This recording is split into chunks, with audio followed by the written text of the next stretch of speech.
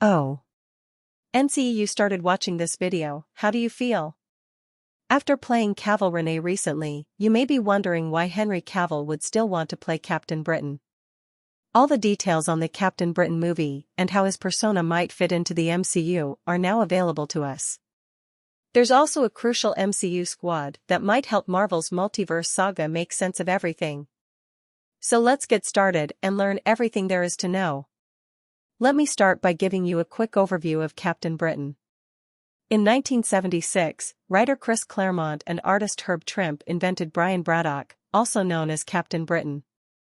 Later, legends like Alan Moore and Alan Davis contributed to the creation of this character.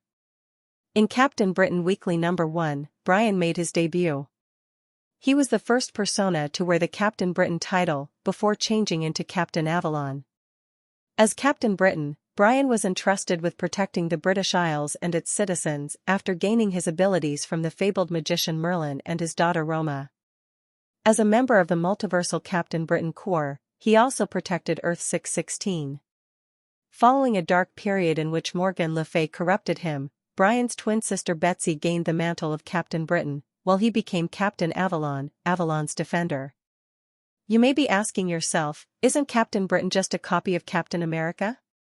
He certainly isn't a mere replica of Captain America.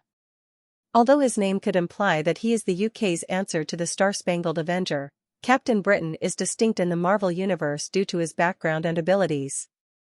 Brian Braddock's powers come from magic, a much older source than Captain America, who represents the new world values of an underdog rising through technology and determination.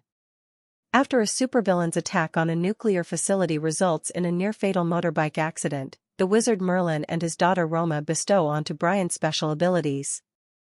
He is more of a magical guardian than a super soldier in the military because of his talents, which are firmly anchored in the myth and magic of British history. Another quirk is that Captain Britain's abilities change greatly depending on the author and the needs of the narrative. He can fly, blast energy beams, and build force fields in addition to his superhuman strength, speed, and agility. In his most recent form, his abilities are genuinely dependent on his sense of self and the mood of the British people. Captain Britain is most powerful when the nation is feeling patriotic. His abilities are lessened when he is self-conscious. Hence, despite having certain traits with Captain America, Captain Britain is distinctly different from the latter, combining magic, mythology, and patriotism in a way that makes him stand out from the former. Let's now examine how Avengers: Endgame gave us a sneak peek at Brian Braddock. Do you recall the scene from 1970 where Tony Stark and Steve Rogers returned to S.H.I.E.L.D.'s Camp Lehigh base? Steve sees Peggy Carter while skulking around, and if you pay close attention, you can hear Peggy say, "Braddock hasn't checked in recently." That innocuous remark was a code hint about Brian Braddock's potential MCU involvement. In the comics, after escaping a catastrophic motorbike accident, Brian Braddock transforms into Captain Britain. However, there's more to think about. Peggy might have been alluding to Sir James Braddock, Braddock's father and one of the original members of the Captain Britain Corps. Even so, it raises the possibility of Brian Braddock returning to the MCU as Captain Britain. In Phase 4's What If, Peggy Carter becomes Captain Carter by using the super soldier serum in place of Steve Rogers, giving us another taste of this potential. She even made an appearance in the Multiverse of Madness, that is Doctor Strange. Peggy wasn't given the title Captain Britain, though, despite her British ancestry, which makes room for the genuine Captain Britain to make an appearance in the MCU's multiverse saga. And given the foundation that Avengers: Endgame created, it appears like a matter of time until we witness him in action. Phase 5 of Multiverse has previously seen the introduction of multiple Loki variations by Loki, the return of Tobey Maguire and Andrew Garfield as Spider-Man in No Way Home, and the display of the Earth 838 Illuminati in Multiverse of Madness, which is made up of variations from a different world. Rumor has it that multiversal teams such as the Council of Reeds may become more prominent in the MCU, and that these teams will play a big part in the story. Surprisingly, we're not limited to discussing heroes in this context. As a result of the Doom Corps' appearance in Avengers: Doomsday, we now know that RDJ will reprise his role as Doctor Doom, which should thrill fans. Indian actor Dhanush, who you may recognize from The Grey Man, is joining the cast of Doomsday as a different version of Doom. The Captain Britain Corps is essential to the Marvel multiverse, as we have already discussed.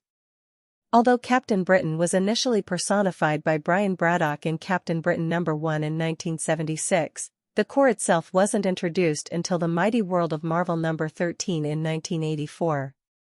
This squad was assembled by Sir James Braddock, Merlin, and his daughter Roma.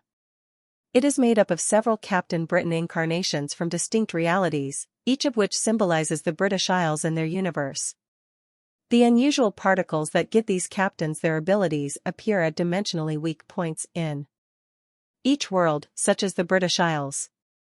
One of Marvel's best multiverse teams, the Corps works together to guard the multiverse and control the portals between dimensions. 3 heroes, Brian Braddock, his twin sister Betsy, and Kelsey Lee Kirkland, have each claimed the title of Captain Britain in the canonical 616 universe. They all obtained their abilities from the same matrix.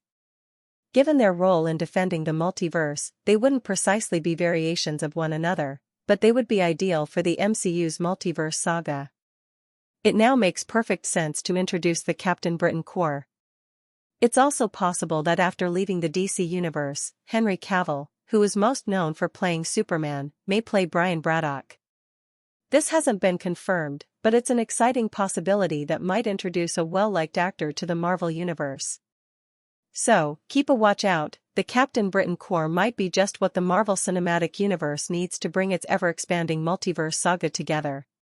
Phases 5 and 6 of Marvel Studios offer multiple chances for the Captain Britain Corps to make their screen debut. For instance, Avengers: Secret Wars, which is anticipated to be a grand struggle pitting many heroes against Doctor Doom, may be the perfect venue for Captain Britain to debut. Additionally, in one of the open spots for Phase 6, they might be given their own project, which would give them a great opening with a solo film. Now, some of you may be wondering why, after portraying Cavill Renee, Henry Cavill would still be given consideration for the Captain Britain job. Well, this has some background information. Cavill stated that he wouldn't want to take on an MCU character that has already been played by someone else in an interview with The Hollywood Reporter. He did admit, though, that he is aware of the admirers who have envisioned him as Captain Britain, adding that it would be loads of fun to play the part. He expressed his desire to give Captain Britain a modern makeover while maintaining the character's British identity, even drawing comparisons to how Marvel updated Captain America with Chris Evans. Thus, if Cavill does become Captain Britain, it will be in his own special way, much as how Marvel brought Captain America back to life. Furthermore, performers have previously played many roles in the MCU, particularly those who are well-known. For instance, Chris Evans played Johnny Storm in the first Fantastic Four movies, before becoming the character of Captain America in the MCU. In Deadpool and Wolverine, he even briefly returned to his role as the Human Torch, but that was more of a light-hearted reference to his previous persona. Another noteworthy example is the return of RDJ as Doctor Doom after his death as Iron Man. Therefore, Cavill playing numerous roles in the MCU is totally possible. These days, Marvel is focused about providing great fan service, and Cavill Renee is a shining example of that. It looks like the MCU is keen to bring back well-known faces for fresh, intriguing characters. That concludes the video for today. We appreciate your time, and we hope to see you in the next one. Please don't forget to leave your suggestions for future videos in the comments section below. We would love to hear them.